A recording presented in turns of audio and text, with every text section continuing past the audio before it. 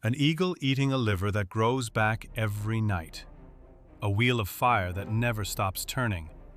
A boulder that always rolls back down. 5 men annoyed Zeus. None of them are finished paying. Zeus was the god of justice. This is what his justice actually looked like. Number 1. Prometheus. Start with the one you might feel sorry for. Prometheus was a titan, one of the older generation of gods who ruled the world before Zeus took over. When Zeus went to war against them, Prometheus chose Zeus's side and helped him win. So this story does not begin with an enemy, it begins with a friend. The trouble started at a place called Mythology, over a dead ox. Prometheus was asked to divide the animal between the gods and humanity. He made 2 piles. One was the bones, wrapped in a thick layer of glistening white fat. The other was the good meat, hidden underneath the ugly stomach lining. Which pile do you think Zeus chose? He took the fat. He got bones.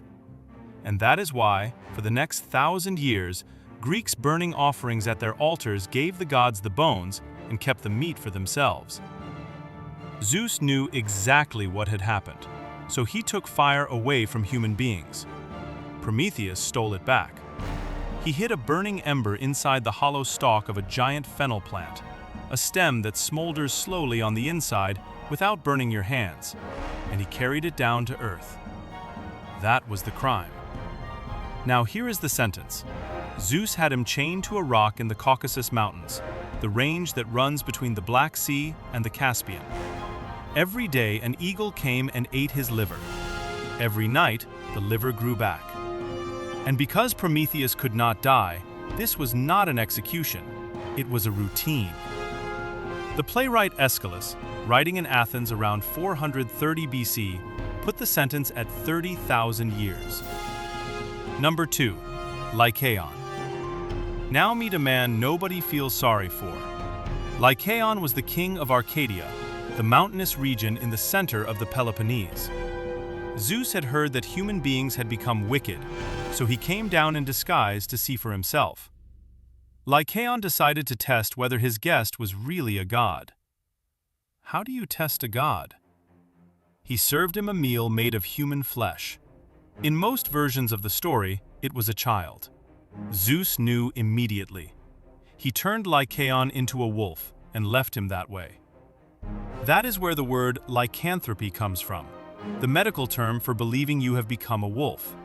It is the first werewolf story in Western literature, and it is roughly 2,500 years old. Number 3. Ixion.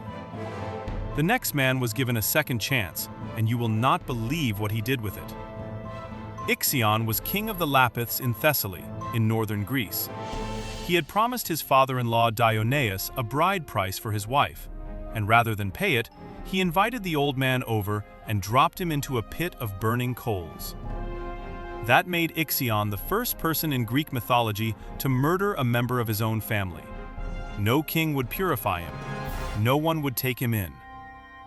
Zeus did. Zeus pardoned him, cleaned the blood off him, and invited him to eat at the table on Olympus.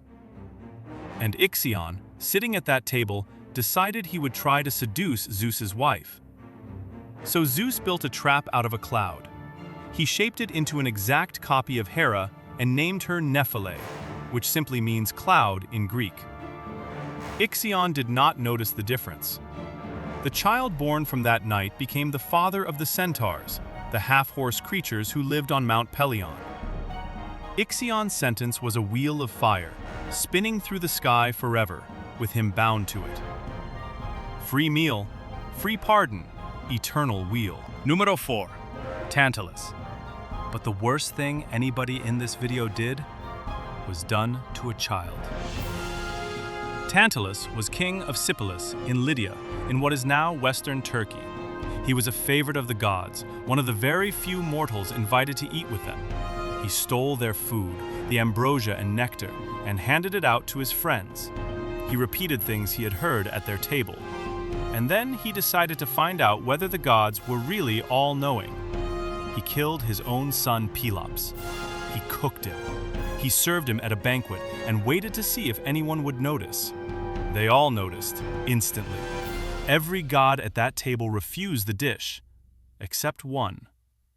Demeter was so lost in grief over her missing daughter Persephone that she ate a piece without looking, the shoulder. The gods put the boy back together and gave him a replacement shoulder carved from ivory, and he lived. Tantalus was put in a pool of water under a tree heavy with fruit. When he bends down to drink, the water drains away.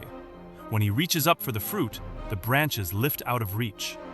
Hungry and thirsty forever, with both a few centimeters away.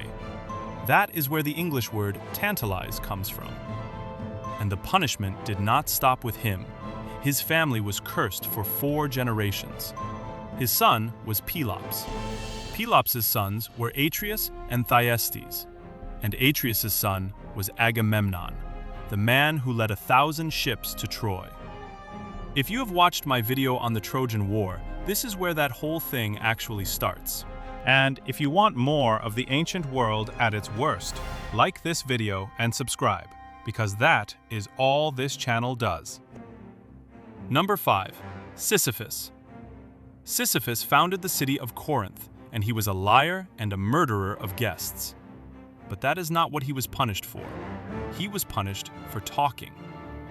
He saw Zeus carrying off a young woman named Aegina, and when her father, the river god Asopus, came looking for her, Sisyphus told him exactly where she had gone. In exchange, Asopus gave Corinth a freshwater spring on its citadel.